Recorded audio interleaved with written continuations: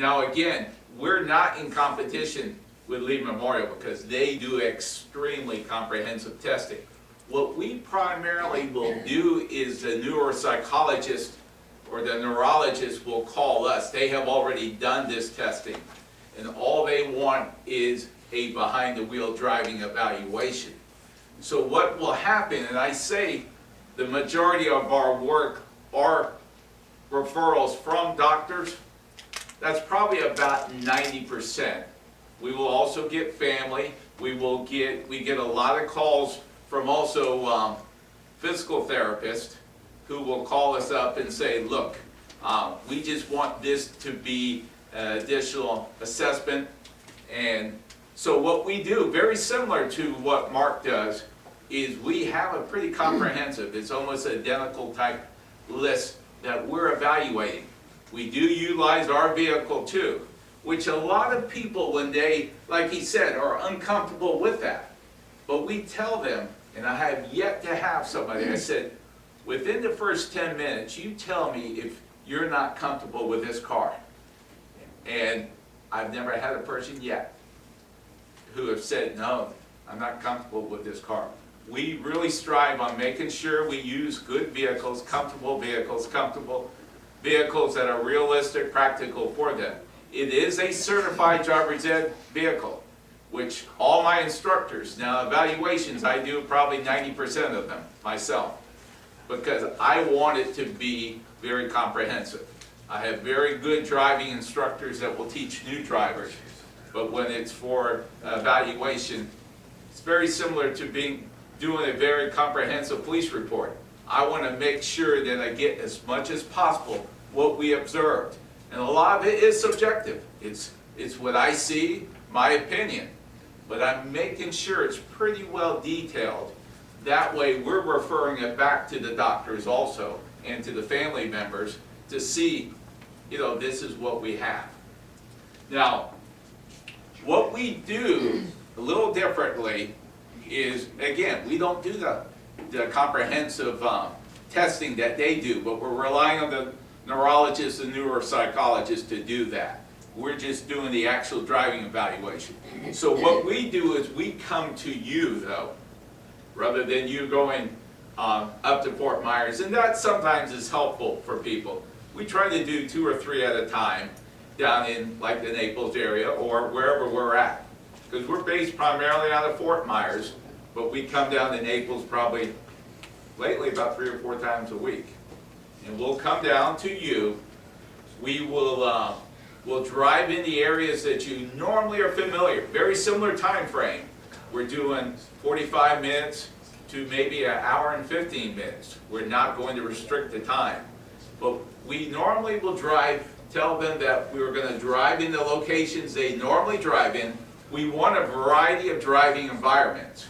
Like he said, in the neighborhoods, in the city, on the interstate. It depends on that particular person. We're doing it oftentimes case by case.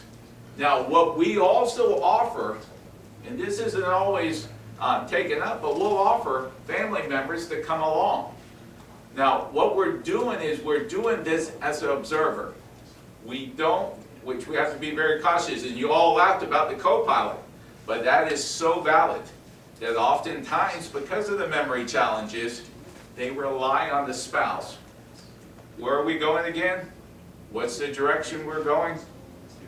Because part of the evaluation, I will ask them certain geographical questions to try to be able to recognize, to see if that awareness situation is to a point where it's now dangerous for them to be out there by themselves.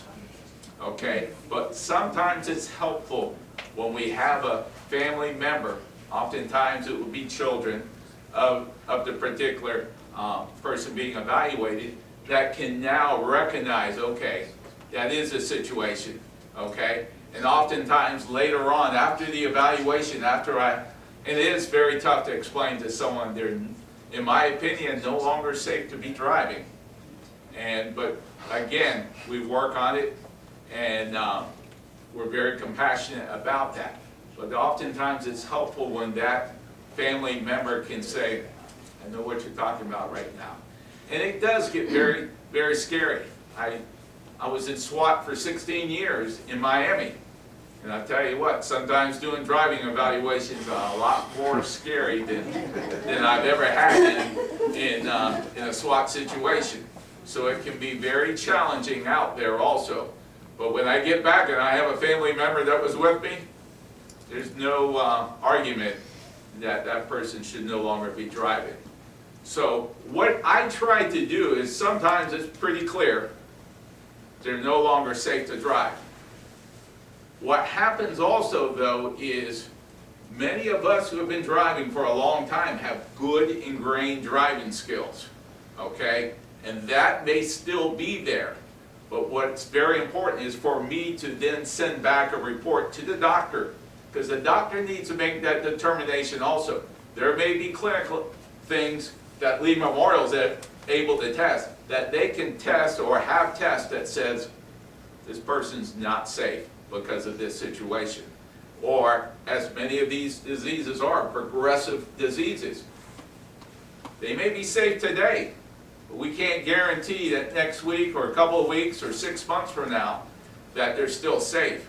And so oftentimes on a situation like dementia, Alzheimer's, our recommendation is for evaluation to be done either annually or biannually, because things do progress. And it may be a situation, we've all seen it, where today they're fine, 6 months from now they are virtually lost 2 blocks from their house, and they get frustrated.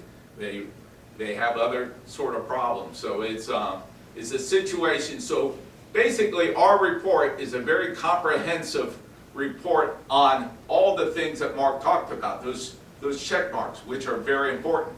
In 45 minutes to an hour, you're able to cover a lot of those situations. So you're able to document how they're handling those challenging situations. And in driving, it's very complicated. So things change very rapidly. They have to be able to adapt to that.